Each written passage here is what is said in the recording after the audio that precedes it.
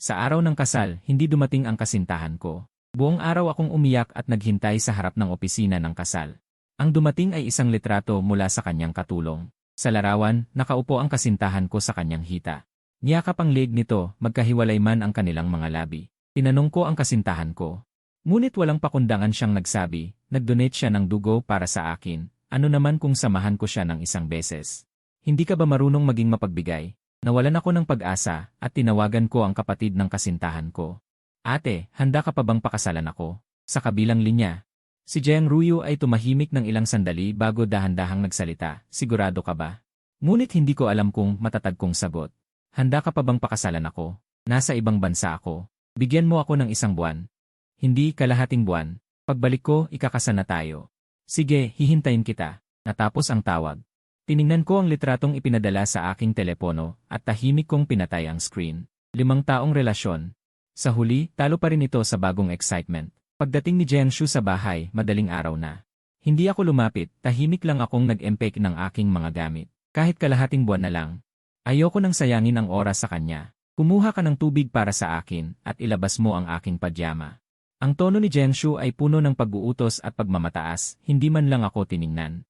Palagi niya akong tinuring na parang alipin. At ang pagkuha ng pajama ay ang kanyang gantimpala sa akin. Dahil ang pagkuha ng pajama ay nangangahulugang handa siyang matulog sa iisang kama ngayong gabi. Noon, maaaring matuwa ako. Maging excited. Ngunit ngayon, walang kahit anong pag-alon sa aking puso. Patuloy ko lang inayos ang aking mga personal na gamit at damit. Hindi nagtagal. Binuksan ni Jianshu ang pinto ng banyo, at nang makitang wala akong reaksyon, sumimangot ang kanyang mga kilay. Ang kanyang tono ay may konting hinanakit, bakit hindi ka pa natutulog? Ganito na lang. Maaari akong magsuot ng paborito mong damit ngayong gabi. Uwi ako ng ilang araw, mahinahon kong isinara ang zipper ng maleta. Tungkol sa pakikipagkasundo sa kanyang ate, hindi ko sinabi sa kanya. Nang makita ang maleta sa aking kamay. Parang may naisip si Jianshu, lalo pang sumimangot ang kanyang noo. Malalim siyang bumuntong hininga. Huwag ka nang magulo, mahinahon niyang sabi, parang pinag-usapan ang isang walang kabuluhang bagay. Si Xiaofei ay nag-donate ng dugo sa akin. Sa isang banda. Siya rin ang aking tagapagligtas. Isang beses lang siyang magkaaraw sa isang taon, ano naman kung samahan ko siya. Hindi lang ba natin nakuha ang kasal? Magsiselos ka ba sa ganitong maliit na bagay? Hindi naman dapat. Hindi ko napigilan ang mapait na pagtawa. Sa kanyang paningin, ang pagpapakasal sa akin ay isang maliit na bagay lamang. Mas mababa pa sa kaarawan ng isang estranghero. Tila. Sa loob ng maraming taon, ako ay nagmahal ng sobrang mababa, kaya siya ay naging ganito kawalang hiya. Marahil sa kanyang puso. Natural niyang iniisip na anuman ang gawin ko, dapat ay umikot sa kanya. Ngunit ngayon pagod na ako. Ang ganitong pag-ibig na sobrang baba ay hindi ko kailangan. Nang makitang hindi ako nagsasalita, lumapit siya sa akin. Dahan-dahan niyang hinawakan ang aking kamay, malambing na tono, sige na.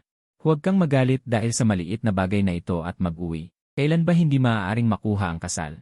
Isang pirasong papel na walang kwenta, bakit mo pinapahalagahan? Parang sumabog ang aking isip.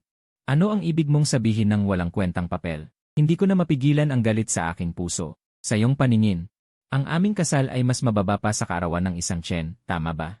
Siyempre, galit na tiningnan ako ni Jianshu, halos walang pag-aatubili siyang sumagot. Hindi ako makapaniwala na tiningnan siya. Ang mga salitang nais kong sabihin ay biglang nahinto. Paano niya nasabi ang ganoon ng walang kahihiyan? Sa kanyang natural na ekspresyon, bigla akong nakaramdam ng kaginhawahan.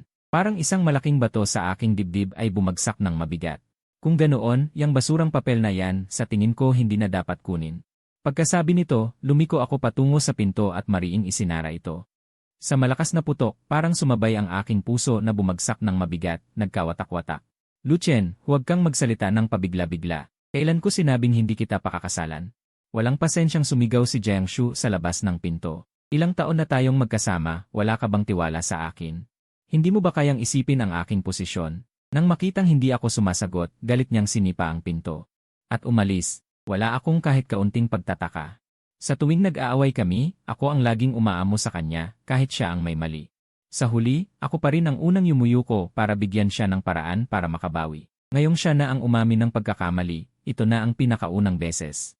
Paano niya magagawang magmakaawa ng tawad na kasing tindi ng ginagawa ko? Nakahiga sa kama, hindi ko mapigilang gunitain ang mga nakaraang taon.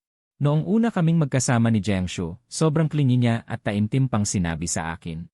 Nakapagkasama niya ako, ang hangin daw ay matamis. Isang salita ko lang. Agad niyang ititigil ang ginagawa niya para samahan ako. Selosa siya. Kung may iba akong kaibigan na babae, magtatampo siya. Pati nga mga lalaking kaibigan ko. Sinusuri niya ng mabuti, tinitignan ang pagkatao. Sa pamumuhay, walang puwang na hindi niya inaalagaan. Kahit sa paningin ng iba ay masyadong dominante ang pagmamahal na ito, nagustuhan ko ito. Ngunit ngayon, hindi na siya ang dati, at hindi na rin ako ang lalaking ang isip ay nasa kanya lamang. Sa sandaling yon, nag-vibrate ang phone ko sa tabi ng unan. Binuksan ko ito. Ito ay mensahe mula kay Chen Fei, assistant ni Jiang Shu. Ate Shu, ngayon ang pinakamasayang birthday ko sa mga nakaraang taon. Salamat sa iyo, masaya ako. Nga pala, naghanda ako ng sorpresa para sa iyo sa aking timeline. Tingnan mo agad, medyo nalilito ako. Bago ako makapagsalita, binawi ang mensahe. Pasensya na, President Lu. Nagkamali lang ako ng send. Huwag kang magalit. Umiti ako at umiling. Itinapon ko na lang ang phone sa tabi. Nagkamali ba siya o sinadya? Noong unang beses kong makita si Chen Fei, bagong graduate pa lang siya. Walang alam at lagi pang binubuli. Minsan, nagkamali siya sa trabaho at gusto siyang tanggalin ng boss niya. Lumapit siya sa akin. Umiiyak, nagkwento tungkol sa kanyang mahirap na buhay, sa kanyang paghihirap. Binigyan ko siya ng pagkakataon at tinuruan ko siya sa trabaho. Dahil dito, nakapasok siya sa paningin ni Jiang Shu. Nang maglaon, hiniling ni Jiang Shu. Nagawin siyang personal assistant. Hindi ako nag-isip ng masama, natuwa pa para sa kanya. Sino bang mag-akala na ang taong mukhang tapat at mabait ay may ganitong lihim na pag-isip? Ang taong aking itinaas ay sa huli ay sumaksak sa aking pinakamahina na bahagi. Kinaumagahan, bumili muna ako ng tiket pauwi pagkatapos. Dumiretso sa kumpanya, isinumite ang sulat ng pagbibitiw. Tiningnan ni Jiang Shu ang sulat. Nagulat siya, seryoso ka? Umiti ako at binalikan. Hindi ba? Natahimik si Jiang Shu at pagkaraan ng matagal na oras ay nagsalita. Manatili ka na lang, hindi kayang mawala ka ng kumpanya. Ang kumpanya ay hindi pag-aari ng isang tao. Sabihin mo na, hindi ko na hinintay ang pagsang-ayon niya, tumalikod na ako para umalis. Ngunit sa sandaling lumabas ako, hinabol ako ni Jiang Shu at hinawakan ang braso ko. Napalingon ako sa kanya at sa kanyang mukha ay bihirang makita ang pagkabalisa. Pagkalipas ng 2 araw, kapag natapos ko ang aking trabaho, sasamahan kita para kunin ang sertipiko. Magtiwala ka sa akin muli, pwede ba? Tahimik ko siyang tiningnan. Walang alinlangan. Bigyan mo ako ng isa pang pagkakataon, please. Kinakabahan si Jiang Shu, parang talagang mahalaga sa kanya ang sagot ko. Biglang pumasok sa isip ko ang ideya. Kung sasabihin ko ngayon na ikakasal ako, at ang ikakasal ko ay ang sinasabi niya.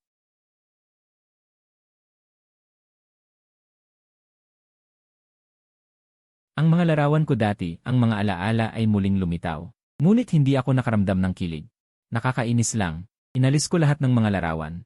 At itinapon sa apoy upang sunugin. Ngunit sa kalagitnaan, ang dapat nasa trabaho. Si Jiang Shu ay biglang umuwi. Anong ginagawa mo? Nang makita niyang pinupunit ko ang mga larawan. Sumigaw si Jiang Shu at tumakbo palapit, puno ng pag-aalala at sakit. Sinubukan pa niyang iligtas ang mga nasunog na larawan. Ngunit mataas na ang apoy, mahirap na siyang lumapit. Bakit? Bakit mo ginagawa ito? Galit niya akong tiningnan, namumula ang mga mata. Nanginginig ang labi, tila puno ng emosyon, hindi parang kunwari. Ngunit sa hindi malamang dahilan, natawa na lang ako. Pinahahalagahan niya ang mga larawang ito. Ngunit wala siyang pakialam sa aking damdamin bilang isang buhay na tao. Nakakatawa nga. Walang emosyon kung kinuha ang mga larawan mula sa kanya at itinapon sa apoy. Kung hindi na mahal ang tao, ano pa bang silbi ng mga larawan? Si Jiang Shu ay nagmumukhang gulo-gulo, galit ka pa ba sa nangyari noong araw na yon? Bago pa ako makapagsalita. Sumigaw siya ng galit, ano ba talaga ang gusto mo? Ipinaliwanag ko na sa iyo ang lahat. Pumayag ako na sa loob ng 2 araw, pupunta tayo upang kumuha ng sertipiko. Ano pa bang hindi ka nasisiyahan? Lalo siyang nagagalit, ngunit ako ay lalong kumalma. Umiti ako ng walang pakialam. Kung ganoon, wala nang dahilan para itago pa ang mga larawang ito. Hindi ba? Pagkatapos makuha ang sertipiko, maaari tayong maglakbay. Maaari tayong kumuha ng maraming wedding photos, hindi ba? Tila hindi niya inaasahan. Na ganito kabilis magbago ang aking saloobin. Natigilan si Jiang Shu, paulit-ulit na tumanggi sa aking sinabi. Paglakbay, may naisip siyang paraan, agad siyang tumango. Sige, maganda rin yan. Sabi rin ni Xiao Fei na gusto niyang maglakbay, pwede tayong magsama-sama. Ang mga salitang ito ay parabang isang matalim na saksak sa puso na puno na ng sugat. Para bang kahit anong sabihin ko sa kanya ngayon, si Chen Fei agad ang naiisip niya, kahit na mag-asawang naglalakbay. Kahit ang pagkuha ng wedding photos, gusto niyang isama si Chen Fei. Ganyan si Jiang Shu. Sinisi ko sa sarili ko ang aking katangahan. Alam kong ganyan ang kanyang ugali, pero nagkaroon pa rin ako ng pag-asa. Napakatanga. Sa hating gabi, nakatanggap ako ng tawag mula kay Jiang Ruyu.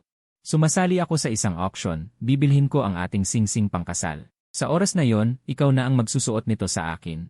Ang kanyang tono ay kulang sa pagiging mature, may bahid ng pagiging pilyo. Hindi ako nagdalawang isip na pumayag. Tumahimik ang kabilang linya, may pagreklamong sabi, wala ka bang sasabihin sa akin? Nag-isip ako ng seryoso, hintay na lang kita pagbalik mo, patuloy ni Jiang Ruyu. O CJ, pagkatapos ng kasal, ano ang ibig sabihin nito? Alam mo naman yan, di ba? Alam ko kung ano ang kanyang inaalala, dahil minsan ay minahal ko si Jiang Shu ng sobra-sobra. Hindi siya mapalagay. Sinabi ko ng may mabigat na tinig, naiintindihan ko. Dahil pinili kita, wala na akong ibang isipin. Mabuti. Inaabangan na kita. Natuwa si Jiang Ruyu, masayang nagpaalam at pinatay ang tawag. Pagkatapos maghilamos, nakita ko ang isang email sa aking inbox. Ito ay imbitasyon para sa isang music exchange event. At darating ang imbitasyon bukas. Naging excited ako, mayroon akong pangarap sa musika. Ngunit para matulungan si Jiang Shu, napilitan akong sumuko at sumali sa kanyang team ng kumpanya. Ngayong may ganitong pagkakataon, ayaw ko nang palampasin ito. Halos hindi ako nakatulog sa excitement. Ngunit kinabukasan, paggising ko ng madaling araw, binuksan ko ang pinto. Agad kong nakita ang nakakainis na ngiti ni Chen Fei. Congratulations, Lu Chen! Akala ko ba't may ganitong pagkakataon ka? Napili ka ng internasyonal na kilalang organisasyon ng musika. Sana ako na lang. Wala akong gana makipagtalo sa kanya, diretsyo kong inabot ang kamay, ibigay mo na sa akin ang imbitasyon. Ngunit hindi ko inaasahan, umiti siya at umiling. Lu Chen, bakit ikaw ang may ganitong swerte? Ako ring si Chen Fei ay graduate ng music school. Ano ba ang kulang ko sa'yo? Bigyan kita ng payo. Kung ibibigay mo sa akin ang slot na ito, makakapagsalita ako ng mabuti para sa iyo sa harap ni Boss Jiang. Muntik na akong matawa sa galit, ngunit kasabay nito, isang malalim na kalungkutan ang bumalot sa akin. Nakakalungkot, ang aking kasintahan ay nangangailangan ng ibang tao upang magsalita ng mabuti para sa akin. Alam mo ba kung ano ang sinasabi mo? Malamig kong sabi sa kanya. Kahit na tayo ay magkasama bilang katrabaho, hindi mo kailangang ipahiya ako ng ganito. At saka, isa lang namang imbitasyon, bakit ang kuripot mo? Kung may kakayahan ka talaga. Hindi mo kailangan ng imbitasyon para magtagumpay, di ba? Ang walang hiyang pahayag na ito ay talagang sumira sa aking pananaw. Nawala ang aking pasensya, humakbang ako palapit. Wala akong gana makipag-usap sa'yo. Ibigay mo na. Ngunit sa sandaling iyon, nakita ko ang sasakyan ni Jiang Shu na dahan-dahang huminto sa pintuan. Kasabay nito, biglang sumigaw si Chen Fei, nangatog at bumagsak sa lupa. Sumigaw si Jiang Shu. Tumakbo si Jiang Shu papalapit, may pagmamahal na inalalayan si Chen Fei at nag-alalang tanong. Kumusta ka? Nasaktan ka ba? Si Chen Fei ay nakaupo sa lupa. May pagkaawa na sabi, wala akong problema, ate. Gusto ko lang ibigay ang imbitasyon kay Boss Lu. Balak ko sanang kausapin siya kung maaari kong ibigay sa kanya ang pagkakataon, nagalit siya. Isang malabo niyang pahayag ang direktang nagtulak sa akin sa maling panig. Kasama ang eksena kanina, mula sa pananaw ng iba, iisipin ng lahat na ako ang nagalit at nahiya. Sakta ng tao, hindi maikakaila na si Chen Fei ang nagbintang ng baligtad. Lalo akong humanga sa kanyang pagkukunwari. Tahimik ang mukha ko, itinuro ko ang punit-punit na imbitasyon sa sahig. Malamig ang tono ko, ito ay sa akin talaga. Ikaw ang walang hiya na gustong agawin. At pinunit mo pa ang imbitasyon ko. Ngayon, ikaw pa ang nagpapakalungkot. Akala ko malinaw na ang sinabi ko. Pero si Jiang Shu ay may maitim na mukha, para sa ganitong kaliit na bagay, Lu Chen. Labis akong nadismaya sa'yo. Para sa isang sirang imbitasyon, sinaktan mo si Chen Fei. Hindi mo ba alam na mahina ang katawan niya?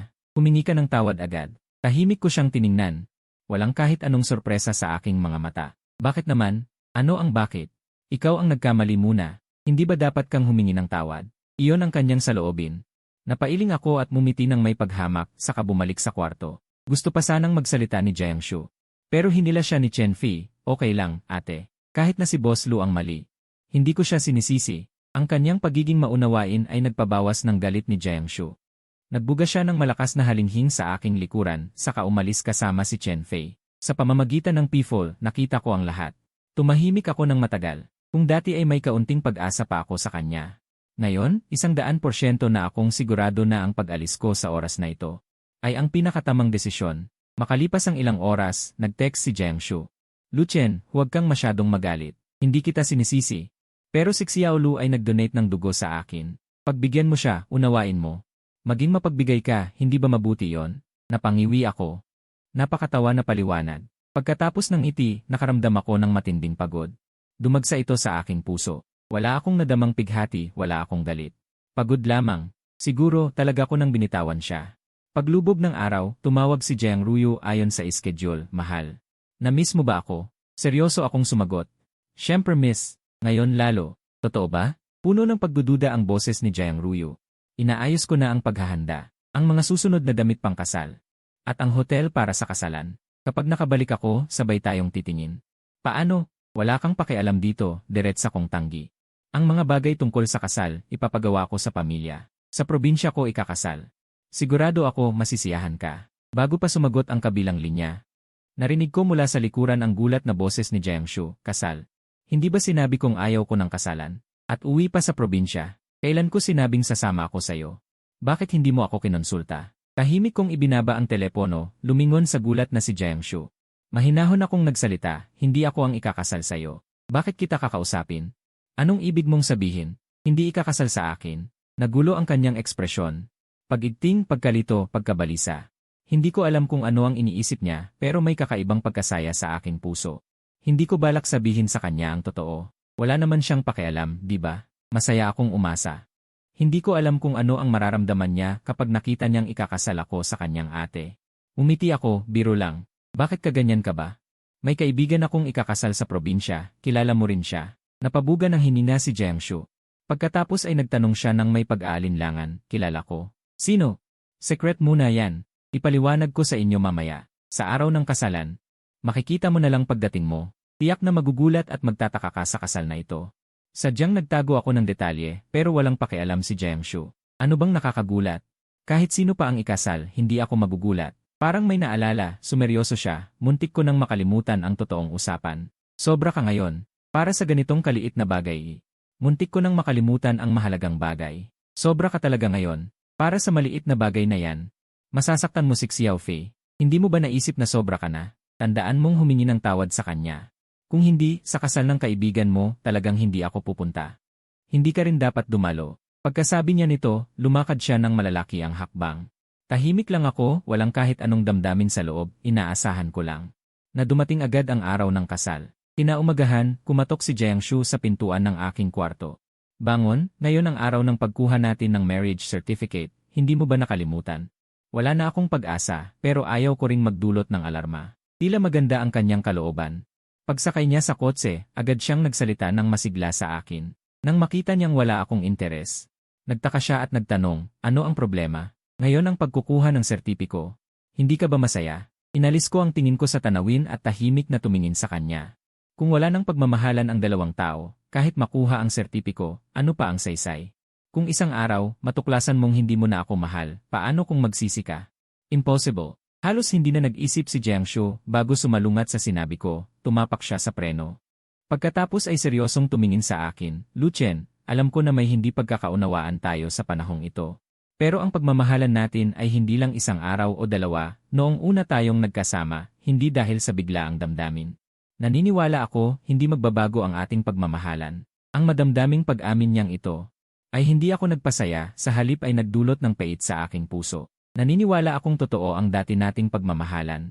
Naniniwala rin akong minahal niya ako noon, pero iyon ay nakaraan. Ngayon siya. Ang puso niya ay puno ng ibang lalaki, hindi ako. Naiintindihan ko. Tahimik akong sumagot, ayaw kong pag-usapan pa ang paksang ito. Binuksan ko ang compartment sa tabi ng driver. Sana kumuha ng tubig, pero nahulog ang isang bukas na asul na kahon, na bigla akong natahimik. Tahimik kong pinulot ang kahon at iniwasiwa sa kanya, wala kang balak magpaliwanag. Maliwanag na nakita rin ni Jiangshu ang nasa kamay ko, ang kanyang mukha ay nagpakita ng panandaliang gulat, ngunit mabilis. Nagpanggap na kalmado, itong si Xiao Fei ay talagang nagiging sobra na, hindi mo na kailangang magpaliwanag. Siyempre, kailan ba kita niloko, di ba? Muling pinaandar ang sasakyan, umiti siya ng magaan, parang lahat ng ito ay natural lang. Parang dapat kong baliwalain ang mga ganitong bagay. Ngunit tanong sa mundong ito, sinong nobyo ang makakatiis ng lahat ng ito? Sinong nobyo na makakita ng ganitong bagay sa kotse ng kasintahan? Ang pipiliing huwag pansinin. Ngunit buti na lang malapit nang matapos ang lahat, pwede niya akong ituring na tanga ng walang pakundangan. Dahil wala na akong pakialam. Malapit na akong magpakasal sa ibang babae, ang nakaraan kahit ano pa. Ay magiging nakaraan lamang. Sa kalagitnaan ng bayahe, tumunog ang kanyang cellphone. Nasa intersection kami, sinabi niya sa akin ng basta, sagutin mo ang tawag. Hindi ako tumanggi, kinuha ko ang phone at tiningnan, ang tawag ay galing kay Xiao Fei. Sinagot ko ang tawag at pinindot ang speaker. Ang boses ni Chen Fei na nagkunwaring mahina ay biglang narinig, pasensya na, ate, alam kong busy ka ngayong araw. Sa pagkuha ng marriage certificate kasama si Boss Lu, hindi dapat kita inaabala, pero talagang hindi ako okay ngayon. Sobrang sakit. Si Jen Shu ay hindi nag-isip, diretso siyang tumapak ng preno. At pinahinto ang sasakyan sa tabing daan. Anong nangyari? Si Chen Fei ay umubo ng mahina. Siguro ito ay side effect ng pag-donate ko ng dugo sa iyo noon, kahit konting hangin at araw. Pakiramdam ko mahina ang katawan ko, hindi maayos. Kung gayon, pumunta ka na sa ospital para magpa-check up. Ang boses ni Chen Fei ay mas masakit, hindi talaga ako makalakad, hindi ako makababa ng kama. Muntik na akong tumawa. Kahit sinong matinong adult, maririnig ito ay maiisip na katawa-tawa. Donasyon lang naman ng dugo, saan galing ang ganyang kalaking side effect? Pero naniwala si Jiang Shu. Hindi siya nag-isip, bumalik siya, at nagsalita ng balisa sa telepono, hintayin mo ako. Sundo kita agad at dalhin sa ospital. Biglang naging excited ang boses ni Chen Fei, pero agad na humihingal na nagsalita. Okay lang, kahit masaktan ako konti, hindi dapat ako ang dahilan para maantala ang pagkukuha ninyo ng sertipiko. Wala ka nang sasabihin, pupunta na ako agad. Lalong naging matatag si Jiang Shu. Binaba ang tawag at direktang nagsalita ng may utos, bumaba ka muna at maghintay sa harap ng civil registry. Pagkatapos ko siyang maihatid sa ospital, babalik ako para kumuha ng sertipiko. Huwag kang mag-alala. Iniligtas niya ako, tiyak na maintindihan mo siya, di ba? Pamilyar na salita, mahinahon akong tumango, isang beses. Walang kahit anong pagnanais na pigilan, diretsyo kong binuksan ang pintuan ng kotse at bumaba, walang pag-aatubili. Si Jen Shu ay wala ring intensyong tumigil, tinapakan ang gas at umalis. Nasa harap ng Civil Affairs Bureau ako.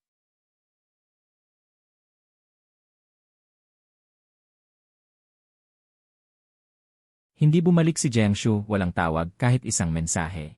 Nag-inat ako, tingnan mo, Lu Chen, isa kang payaso. Bakit paasa? Pag-uwi ko, mga alas 8 na ng gabi.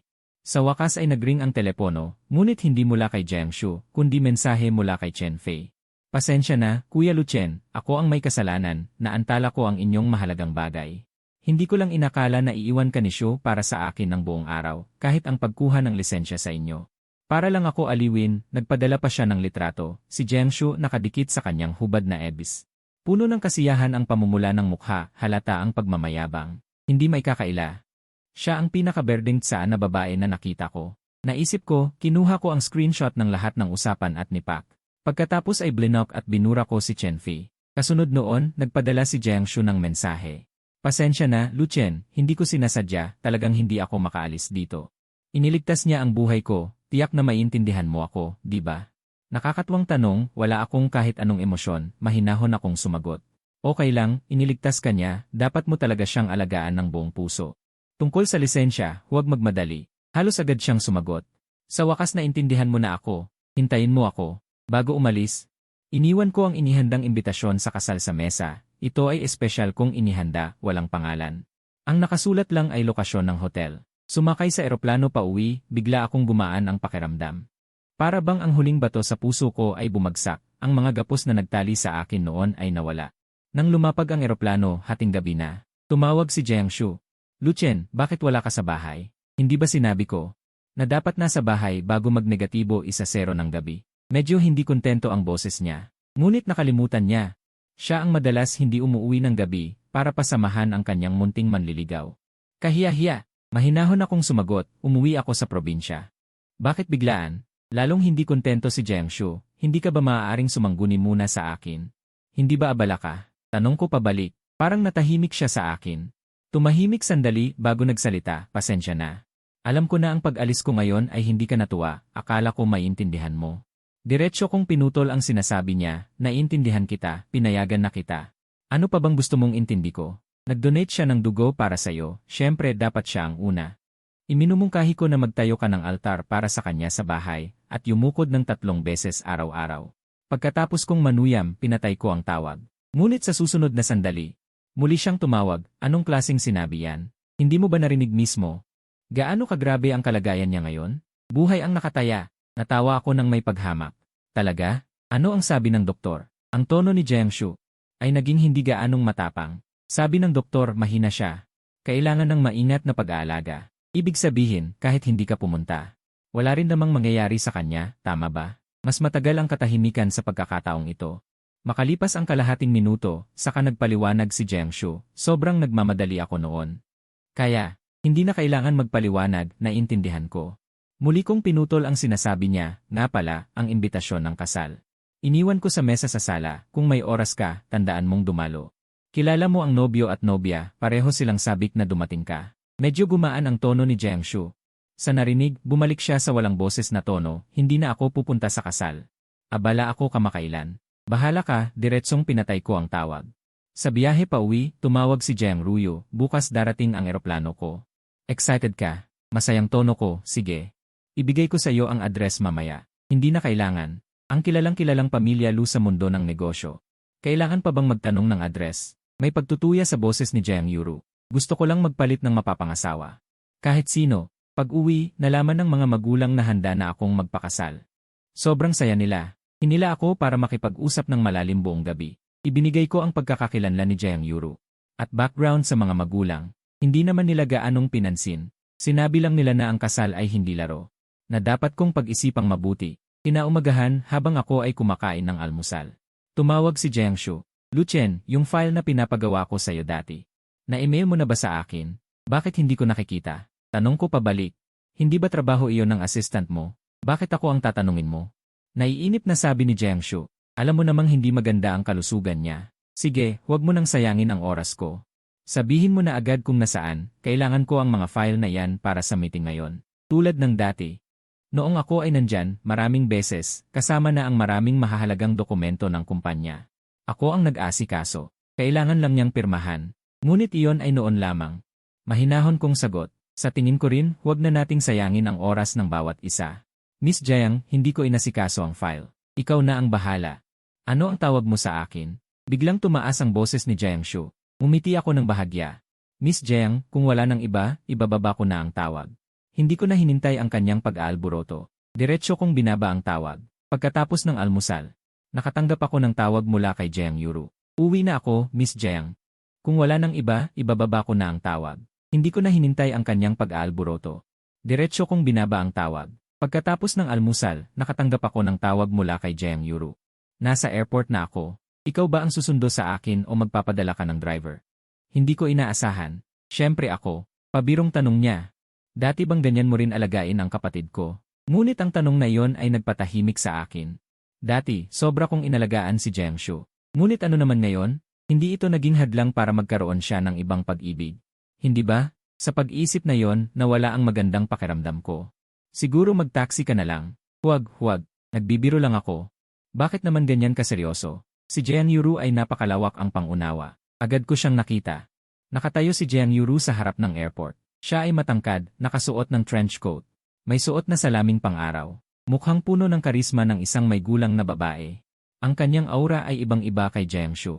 Kung si Jiangshu ay isang pasaway na kasintahan, si Jiang Yuru naman ay isang mahinahon at matalinong nakatatandang babae. Tumayo ako sa kinatatayuan, hindi nagsalita. Hanggang sa napansin niya ang presensya ko. Talaga naman, nakita mo na ako. Bakit hindi ka man lang tumawag? May pagtataray niyang lumapit. Umiti ako ng bahagya. Natatakot akong bigla kang tawagan na isang napakagandang babae. Baka maisip ng iba na baliw ako. Kaya hindi ako naglakas loob na magsalita. Ang daldal mo.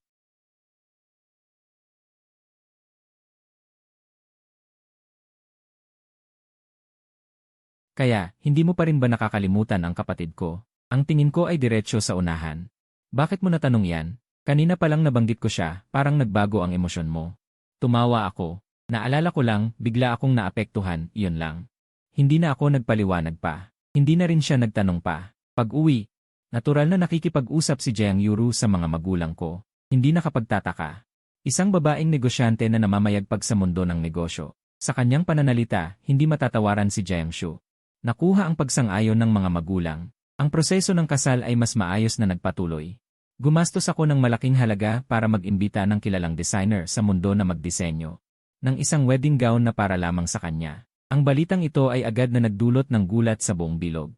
Umabot pa ito sa trending topics. Habang ako ay sumusukat ng suite, dinala ni Jiang Yuru ang aking telepono. Lumapit. Galing sa kapatid ko. Sagutin mo. Hindi ako lumingon. Hindi yata maganda yan. Medyo nag-alinlangan si Jiang Yuru. Sa huli, ibinigay niya sa akin ang telepono. Pagkatapos, tumalikod at umalis. Hindi ko siya pinigilan. Pagkasagot ng tawag, si Jiang Shu ay agad na nagreklamo ng walang tigil. Nakakainis, ang paborito kong wedding gown ay nabili na ng iba. Talaga? May important ka bang bagay? Pinutol ko ang kanyang sasabihin. Wala naman, busy pa ako, Luchen. Itinaas niya ang boses, uwi ka sa probinsya. Loko ka ba? Umiti ako ng malamig, ako ang loko o ikaw ang may problema. Alam mo sa sarili mo. Biglang tumahimik ang kabilang linya, diretsyo ko na lang pinatay ang tawag. Pagkatapos ng pictorial ng kasal, tumawag ulit si Jiang Shu. Luchen, nag-isip ako, nitong mga nakaraang araw ay sobra kitang napabayaan, hindi ko naisip ang nararamdaman mo. Huwag ka nang magalit, pwede ba? Mahinahon kong sagot. Wala kang alala, hindi ako galit. Kapag natapos ko ang trabaho ko, pupunta ako sa'yo at sabay tayong dumalo sa kasal, okay ba? Ang lambing ng kanyang boses ay hindi ko alam kung ano ang gagawin. Ano kaya ang gusto niyang mangyari? Gusto niya bang ibalik ang relasyon? Hindi ba huli na? Siguradong dadalo ako sa kasal. Kung darating ka man o hindi, sayo na yan, wala na akong pakialam. Sa araw ng kasal, inaasikaso ko ang mga panauhin, maayos ang daloy ng programa. Hanggang sa sandaling isinuot ko ang singsing kay Jiang Ruyu sa seremonya, nagkaroon ng kaguluhan sa mga tao. Dumating si Jiang Shu. Itinulak niya ang mga tao, hindi makapaniwalang nakatitig sa akin at kay Jiang Ruyu. Kayo, Luchen, ito ba ang sinasabi mong kasal ng kaibigan? Umiti ako sa kanya, mali ba? Ang kaibigan mo ay kaibigan din. Hindi ba? Para bang tinamaan ng kidlat si Jiang Shu, umuurong ng kalahating hakbang. Tumulo ang luha sa kanyang mga mata, itinuro ako at malakas na nagtanong, bakit? Malapit na tayong kumuha ng lisensya, bakit ka pa makikipagkasal sa iba? 5 taon tayong magkasama. Ganyan ka na lang ba makikipag-break? Bakit? Mahinahon ko siyang tiningnan. Jiang Shu, ang tanong na yan ay hindi ba dapat ako ang magtanong sa'yo? Bakit? Bakit sa loob ng 5 taon, binigyan kita ng lahat ng pag-aalaga? Ngunit nag-cheat ka pa rin? Bakit noong araw ng pagkuha natin ng lisensya, sumama ka pa sa bago mong assistant? Bakit isang blood test lang, mas mahalaga pa siya sa akin na 5 taong nasa tabi mo? Bakit? Sunod-sunod na tanong na pumaputi sa mukha ni Jiang Shu. Marahan kong niyakap ang baywang ni Jiang Ruyu, seryoso at matatag na ipinahayag ang aking saloobin. Ruyu, mahal kita noon pa man ng 3 taon. Tinanggihan ko siya dahil sa'yo, pinagsisisihan ko yon kaya. Ngayon gusto kong bumawi, yun lang. Ang pagkalito sa mga mata ni Jiang Shu. At ang kalituhan ay lalong lumalim. Sandali siyang natigilan, tumakbo sa entablado. Tumingala, puno ng luha ang mga matang nakatingin sa akin. Luchen, huwag kang magbiro, alam kong galit ka lang, napagkamalan mo ang relasyon ko kay Chen Fei. Nagpapasalamat lang talaga ako sa kanya, hindi kami. Hindi natapos ang kanyang sasabihin. Natigilan siya dahil sa oras na yon, sa malaking screen ay pinapalabas ko. Ang mga chat records na ipinadala ni Chen Fei sa akin at iba't ibang larawan. Jiang Shu, itago mo na lang. Ang huling hiya mo. Yumuko ako, mahina kong sinabi sa kanyang tainga. Alam ko noon pa man, ayaw ko lang sabihin. Ang mga karumal-dumal mong ginagawa sa labas. Alam ko lahat. Bumuka ang bibig ni Jiang Shu, tila may sasabihin pa. Nagsalita si Jiang Ruyu, ate, pinlano mo akong saktan. Pinalayas ako ng mga magulang ng ilang taon at naka-attend ka pa rin sa kasal ko, maraming salamat. Pero salamat man, kailangan naming ituloy ni Kuya ang kasal. Pakiusap huwag kang manggulo muna. Kapag natapos ang kasal, makikipagkwentuhan ako sa'yo. Hindi pwede. Kayo mukhang sobrang emosyonal si Jiang Shu, ngunit hindi natapos ang kanyang sasabihin. Pumikit siya at nahimatay. Kalmado kong inutusan na dalhin siya sa ospital. Pagkatapos itinuloy ang kasal. Gabi ng kasal, magkahiwalay kaming nakaupo ni Jiang Ruyu sa dulo ng kama. Hindi para kaming mag-asawa, kundi parang estranghero. Si Jiang Ruyu ay tila hindi alam ang gagawin. Kinakabahang pinipiga ang kanyang damit, samantalang ako naman ay nakatayo sa tabi ng kama at nakatingin sa bintana hanggang sa matagal na panahon.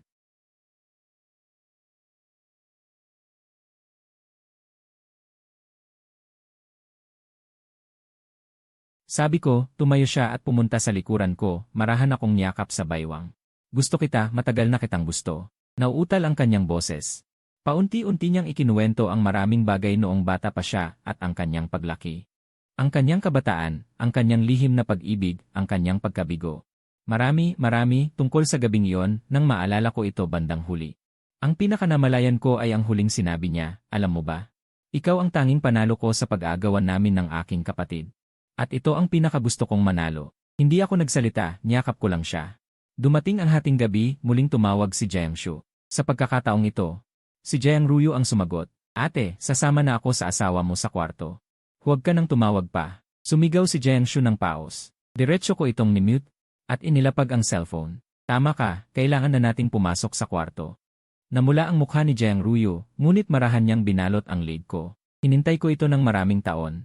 "Mahal kita." Sa gabing iyon, hindi pinatay ang tawag. Sa gabing iyon, tiyak na walang tulog.